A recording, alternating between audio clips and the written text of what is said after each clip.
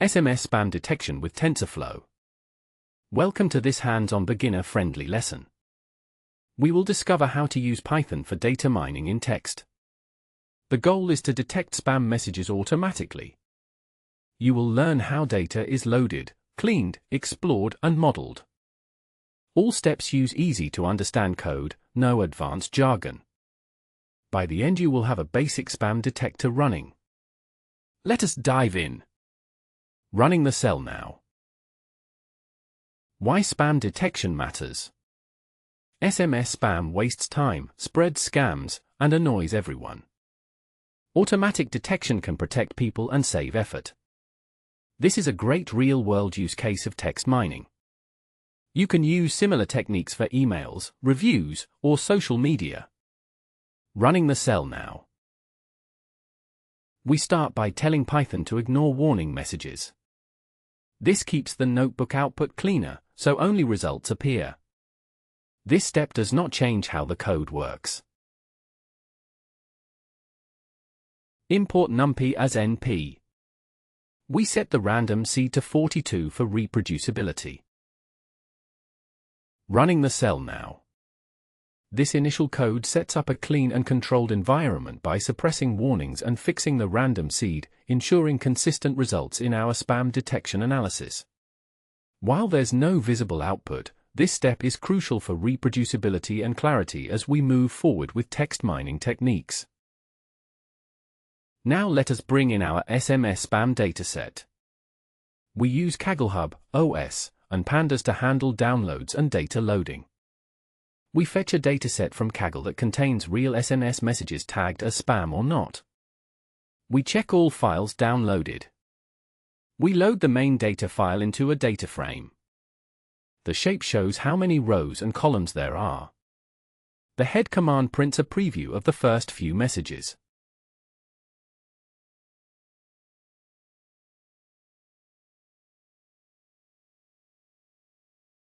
Running the cell now.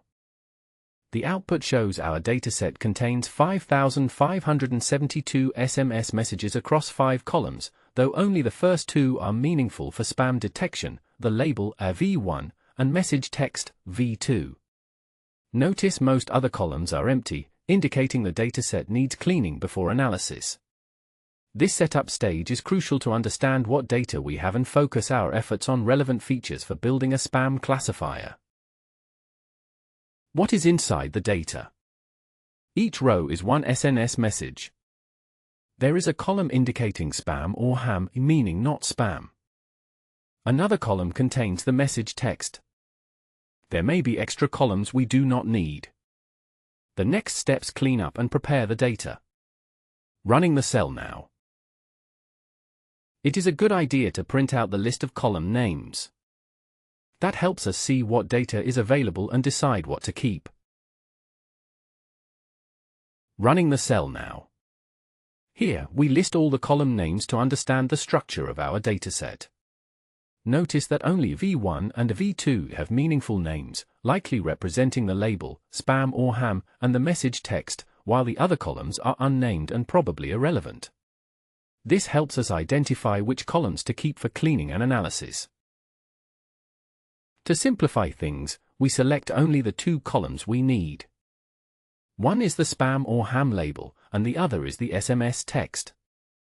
We also rename these columns to label and text for clarity. Previewing the result helps us confirm the change. Running the cell now. This output shows the first 3 rows of our clean dataset, now limited to just the label and text columns as intended. Notice the concise format where each message is clearly marked as ham or the spam, which simplifies subsequent processing and analysis. This step confirms we've successfully focused the data on only what's essential for our spam detection task. It is always smart to check if there are missing, empty values. Missing data could cause errors or wrong results. We print out how many missing values are in each column. Running the cell now. This output shows the count of missing values in each column, and here we see 0 missing values in both the labels and the text columns. This is important because it confirms that our dataset is complete for these key fields, meaning we can proceed with cleaning and preparing the data without worrying about filling or removing missing entries. If there are any missing entries, we drop them. This guarantees every row has both label and text. We check and print the new shape to confirm. Running the cell now. The output shows the dataset now has 5,572 rows and 2 columns, confirming all rows with missing values were removed.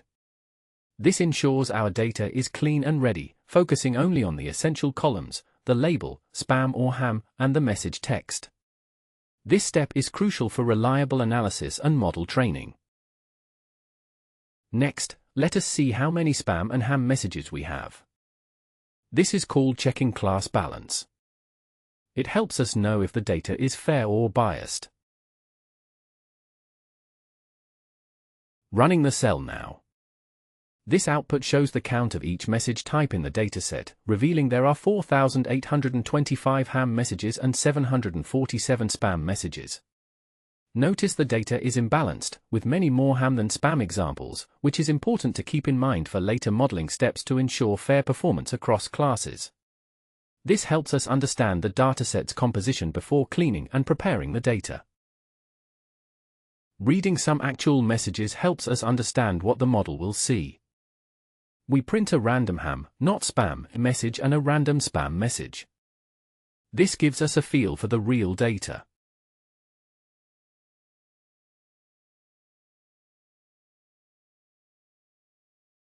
Running the cell now. Here, we see one randomly selected example of each message type, ham and spam. Notice how the ham message is a casual, personal text, while the spam message contains promotional language and a call to action with keywords like free and opt-out. This helps us understand the key differences in content that our model will learn to identify. Data preprocessing basics. Machine learning models cannot read text directly. We have to change each label from text to a number. We also need to convert the text into a form models understand. This step is called feature extraction or vectorization. We will keep the step simple. Running the cell now. We need the label column to be numbers for model training. Mapping ham to 0 and spam to 1 is common for binary classification. Let us print out the result to make sure it worked. Running the cell now. This output shows how the text labels ham and spam are converted into numerical values 0 and 1, respectively. Notice how each label maps consistently, which is essential because machine learning models require numeric inputs to process categories. This step is foundational in data preprocessing to prepare the labels for model training. Transform text into features. We will use a text vectorizer. This tool turns each SNS message into a row of numbers. Each number shows how often a word appears in the message. The model will use these numbers to learn patterns. Running the cell now. It is important to test the model on unseen data. We use train_test_split to make training and test sets. By setting random_state for repeatability, results will be consistent. We print out the sizes so you are sure of the split.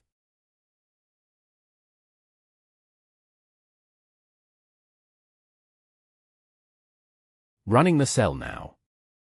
The output shows 4,457 messages in the training set and 1,115 in the test set, reflecting the 80-20 split specified in the code. This division is crucial before vectorizing text, ensuring our model learns from one set of data and is evaluated on a separate, unseen set for reliable performance. TensorFlow provides a tokenizer for converting text to sequences of numbers. We limit to the most common 1,000 words, making training faster. Each word gets a unique number, token. OV means out of vocabulary, marking unknown words. Texts become lists of tokens, then are padded for equal length. Padding is needed because neural networks expect the same input size. Let us print the new shapes to see the result.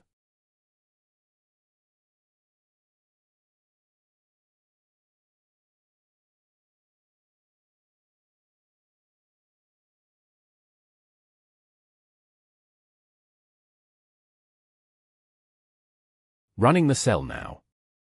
The output shows the shape of our padded sequences, 4,457 training samples and 1115 test samples, each represented by 50 numbers. This confirms that every SMS message is now a fixed-length row of word indices, ready for the model to identify patterns. The padding ensures uniform input size, which is essential for consistent model training.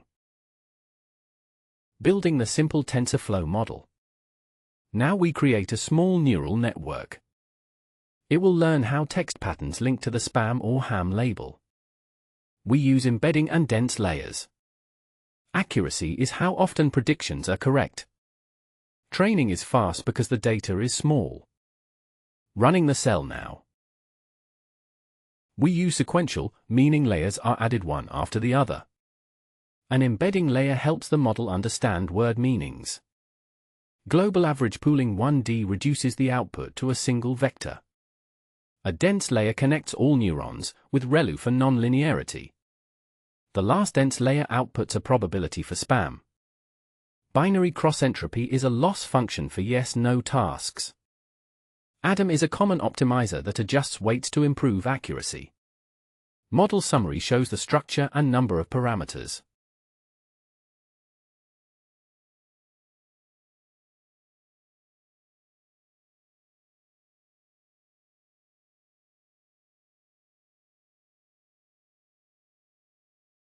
Running the cell now. This summary outlines the structure of our simple neural network, showing each layer type and its output shape, which is currently undefined since the model isn't built yet. It confirms we have an embedding layer to learn word representations, followed by pooling and dense layers that will help classify texts as spam or ham. This overview is crucial to verify our model's intended architecture before training on the small dataset for quick and accurate predictions. Training means letting the model see the data and adjust itself. We run for 5 epochs, which means going through the data 5 times.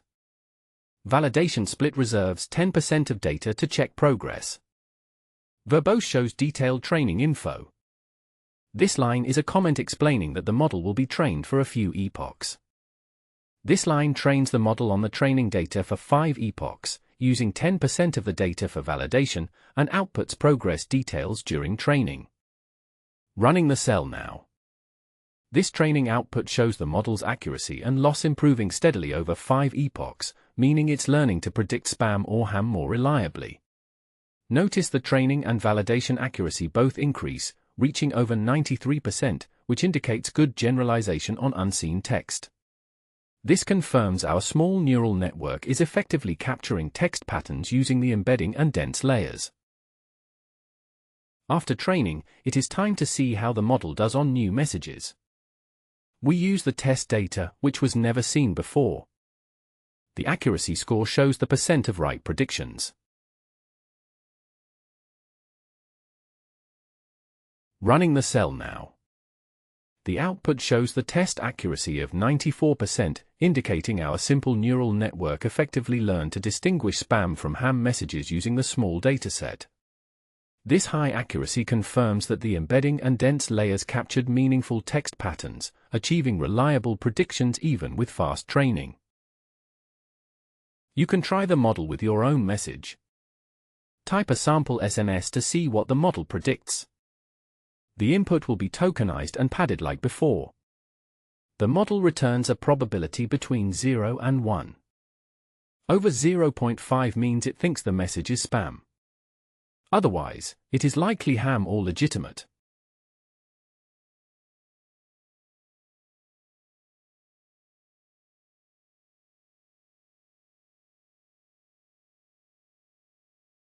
Running the cell now. Here, the model processes a new SMS input and outputs a spam probability near 0, indicating it identifies the message as ham or not spam. Notice how the input text is tokenized and padded to the fixed length before prediction, reflecting the data pre-processing used during training. This demonstrates the model's ability to generalize and quickly provide a prediction based on learned text patterns from the small dataset. Try these sample texts for fun. You have won a prize. Call this number now. Hey, are we meeting on Sunday?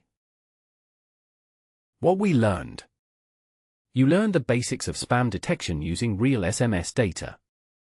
Steps included loading, cleaning, splitting, vectorizing, and modeling. You used a simple neural network with TensorFlow. With this foundation, you can try other datasets or longer models.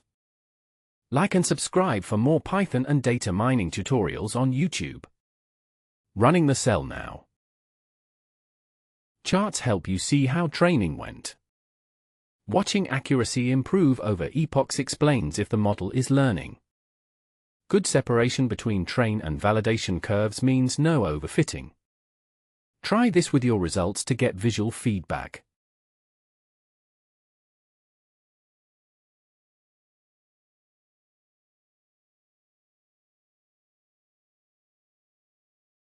Running the cell now. Here we see the training and validation accuracy plotted over epochs, showing how well our neural network learns to detect spam messages. Notice both curves generally rise, indicating improving performance, and their closeness helps us spot if the model is overfitting or underfitting. This visualization confirms the effectiveness of our simple model after data pre-processing and vectorization, pointing toward reliable spam detection.